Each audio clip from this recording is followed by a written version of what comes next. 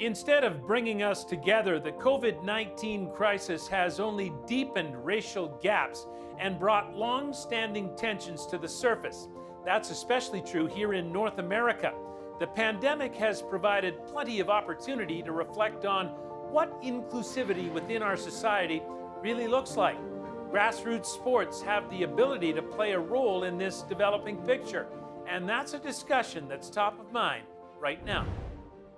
Rethinking inclusivity in BIPOC communities through sports, and our panelists, Stephanie Dixon, who is the chef de mission for Team Canada for the 2021 Paralympic Games, Perdita Felicien, a world champion hurdler, a television host, an author, and the mother of a young daughter, Nova, and Justin Bobb, who is the Sport and Operations Director for MLSC Launchpad, which takes sport to high-risk youth. Has the pandemic deepened the racial divide in sport, and why? Yeah, it absolutely has. I think it's exacerbated issues that have always been there. And so if you think about the emotional and the economic and the financial and the public health stress that has been felt by all of us, the most vulnerable amongst us, have felt that the most. But, when I think of where we are right now, my heart does go out for Black and Indigenous and people of color, the young children who right now are feeling this impact the most. Are we having to rethink concepts like inclusivity, respect, accessibility in sport because of what's happened? Absolutely, Scott. I think the discourse shifted, and to Rita's point, looking at communities that are disproportionately affected by huge traumatic events like this pandemic and the racial pandemic that we're really unearthing as well is something we got to consider. We talk a lot about dismantling systems of oppression, and sports got to be one of the systems we talk about. So I think it's a positive opportunity to rethink sport from an inclusive lens, ensure that intersectionality is a big part of the way we rebuild sport for the better. Stephanie, your sport is swimming. You coach at a club in Whitehorse. Do you see enough diversity in sport? And is this something that we're going to have to address as we go forward and come out of the pandemic? Scott, I think one of the biggest learnings for me coming out of 2020 is that I think when we're trying to tackle different communities who have barriers to sport, we think about it in silos. And I've had a disability lens, but suddenly now I'm recognizing I wasn't seeing things enough from an intersectional lens. So, I think about someone with a disability and what their barriers are, but it did not occur to me, someone who's disabled as well as Indigenous, or someone who's disabled and a woman and Black, or a person of color. And so that the barriers, it's just layer upon layer upon layer. And coming out of this pandemic, I think we need to have a different lens. And for me, as a leader of the Paralympic movement, or as a leader in my community and my swim club, I want to do better. And I want to be more uncomfortable with all the whiteness I see around me. And, in the North, we have such a large Indigenous population. And I look at my own swim club, and it is disproportionate to the community that I live in. So I will move forward with a different lens and a commitment to do better. Is the problem of racialization a problem of youth, or is it a problem of an older generation? And I guess the question I'm asking is it important that we tackle this problem through sport when children are young? I think there was this narrative that, people who are in marginalized societies or communities, rather, it's their fault.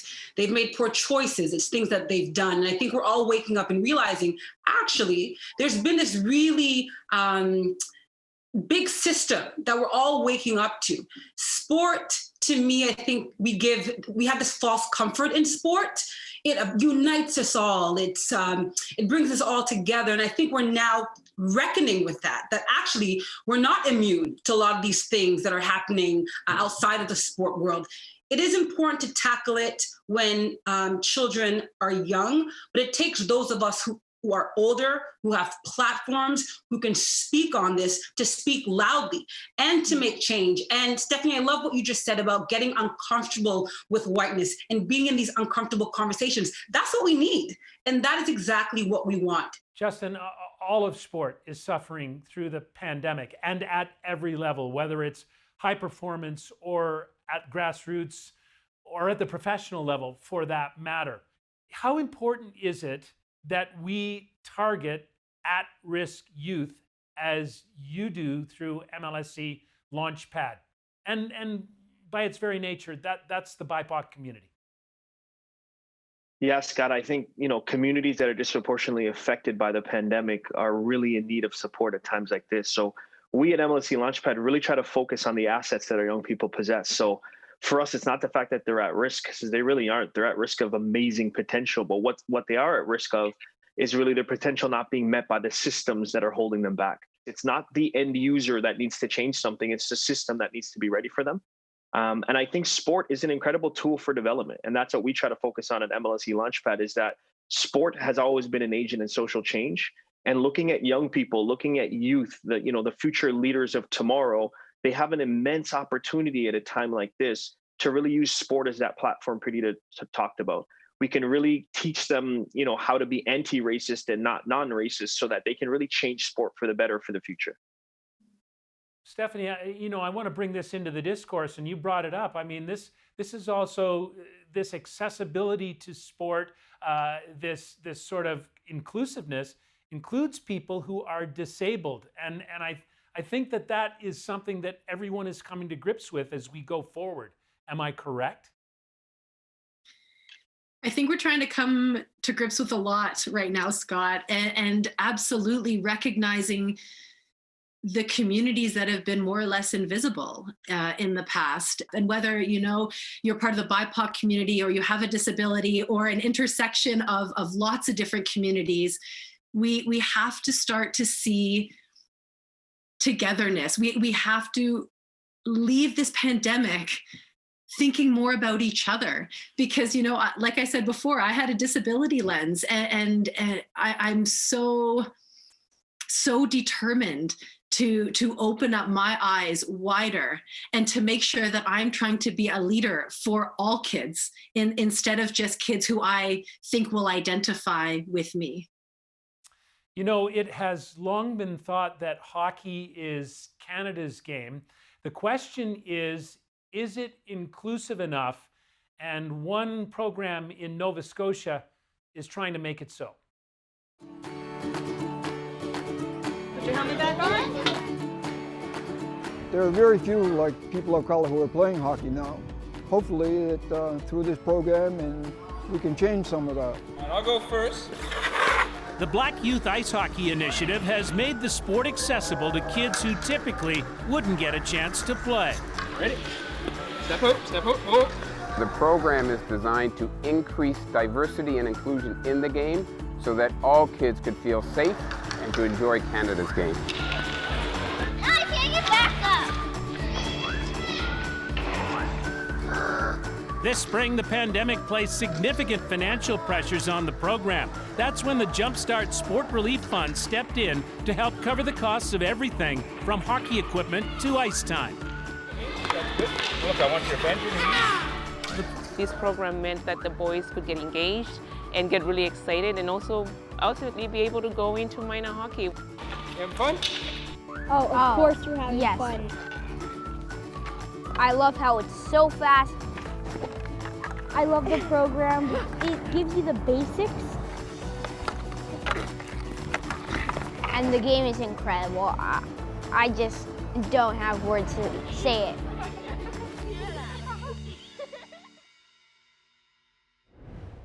Dean Smith of Hockey Nova Scotia and the Diversity and Inclusion Task Force. Dean, is there an inequity with regard to Black youth and the affordability of the game? Let's face it, hockey can be an expensive proposition. I think there's no secret, Scott, that finances are difficult for all families that are involved in this game.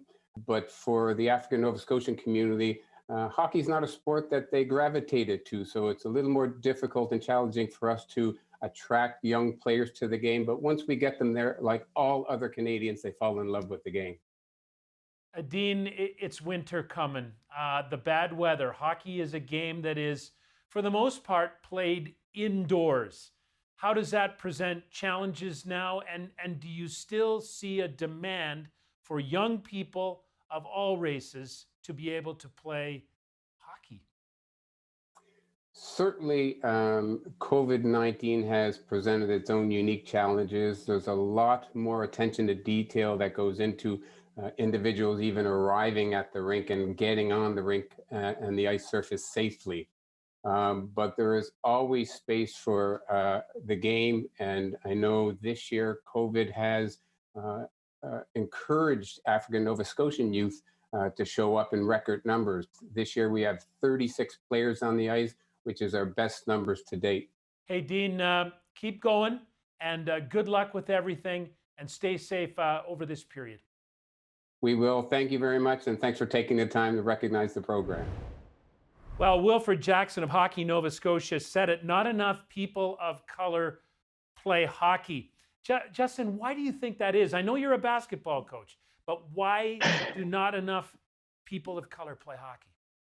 I think a lot of people talk about the cost of youth sport. And let's be honest, there's an immense cost in our society and it's all driving up.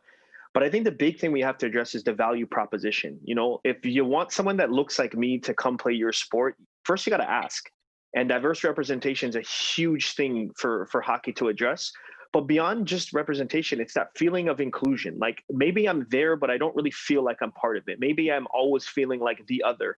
And, you know, Stephanie's made a lot of great points about intersectionality. And, you know, when you feel like you're the only person like you, it's not necessarily going to be appealing to you. So I think there's some cultural barriers that we've got to really assess. I always think of our Raptors super fan, Nav Bhatia, and, you know, like he gravitated to basketball. Someone asked him to be a basketball fan, and he's been one now for multiple generations. I think if hockey starts to reach out and ask some diverse friends, they'll become family as well. Do we risk in Canadian sport in becoming ghettoized? And by that, I mean that Black people play certain sports, white people play other sports. And how do we get over that? Yeah, I hope that's not the case, right? And I think, you know, Justin, you made some really good points. These sports and these sport leaders, these coaches and staff and volunteers and governing body leaders have to do inventory. And they have to do inventory and say, okay, what does this landscape look like? What does our community, what does our athlete body look like? Is it very, very homogenous? Then they have to want to change that. And to change that, they have to pretty much come up with an idea of what they would hope it would look like and what would hope to be. That takes a lot of heavy lifting. And that takes changing the status quo and ruffling a lot of feathers. And so what I think is happening right now is a lot of people are waking up and realizing in sport and in the world, the way we've been doing it is not right. The way it looks has looked this way for far too long. And there are people who are willing and ready to be a part of these systems in this community that we just haven't invited them to the table. A big question here surrounds accessibility, affordability. And during the pandemic, many sports organizations have suffered through cutbacks and they're endangered. So how is it that marginalized communities can have access to sport? I mean, they need money. It's a great point that you make, Scott. And I think that it's a matter of core funding has to be for more than just, like Perdita said, like the way the sports system has been, what it looks like is because of core funding. And then we have specialized programs with separate areas of funding. And then as soon as a pandemic happens or there's budget cuts, then girls programs go out the window, BIPOC programs go out the window, disability programs go out the window, and it's not right. And then we're just left with what we consider like mainstream or the way it's always been. And mainstream has to now include more. The core funding needs to be divided up in a more equitable way. So when there is, a recession, a pandemic, something happens, that it's not marginalized communities that are affected the most. So much emphasis during the pandemic vis-a-vis sport has been getting professional sport back on the rails. I mean, what are we missing here? I mean, should we not be focusing on getting marginalized youth in BIPOC communities back into sport? Isn't that where our emphasis should be? Are we missing the point to a certain extent? Yeah, I think professional sports serves an important part of this role. Like professional sports can inspire, it can engage, it can really share messages. But to your point, Scott, we're talking about youth and youth facing barriers, and sport can be an amazing tool for development. If we're thinking about mental health, we're thinking about healthy body, healthy mind, we're thinking about educational outcomes, employment outcomes, sport could be a vehicle for all of those.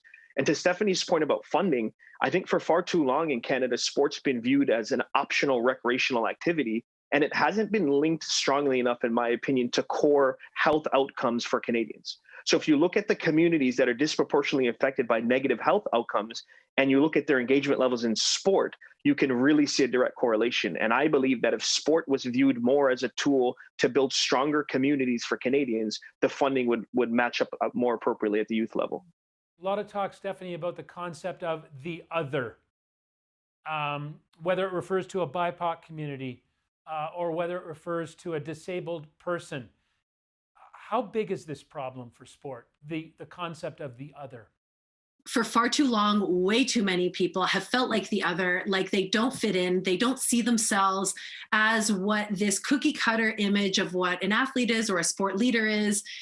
And it has to change. And, if we don't see all bodies as, as capable and powerful and beautiful and, as leaders, then nothing's ever going to change. And there are still so many kids out there, whether it's the color of their skin, the shape of their body, the country they come from, the need to feel that you have to cover up those parts of you that really are what make individuals in our country so beautiful, is the diversity, and we have to start celebrating it more. Canada is so diverse, and we have to celebrate it more so all kids can feel valued.